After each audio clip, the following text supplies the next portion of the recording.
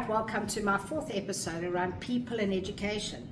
So whilst putting systems in place, because as you know we're on the system series, to put the systems in place we now need to educate and train our team so that they know how to use the systems and how to use the processes and how they will be measured.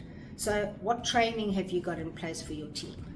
Often we give a lot of training on the technical side, what they are actually employed to do, but we seem to overlook training them on measurement tools, outcomes, what the expectations are, and how do we improve if we are not where we're supposed to be.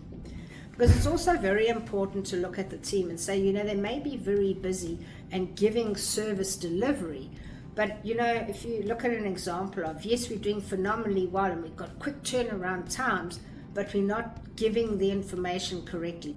Okay, so with the productivity and the service delivery that we get, please be very mindful that we might be very productive and busy, but how effective are we really being? And I'll give you a prime example. So we have two painters and we give them an instruction to, one must paint the bedroom and the other must paint the lounge. And we give them instructions on what to do. Now you come back to come and collect your paints and you have a look and you see that they've done the lounge and they've made a shoddy job. It's untidy, it's dirty, and there's splash paints everywhere. We go to the bedroom and it's an amazing job, beautiful, but they painted the wrong bedroom. So now you've got to decide which is the right one. One did a beautiful job but in the wrong room. The other did the right room but they didn't do a good job. So when we put the processes in place is how did we communicate the instruction?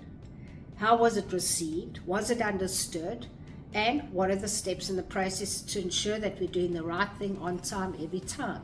So that is an example of in preparation for making sure all of this is in place before we start to build a team.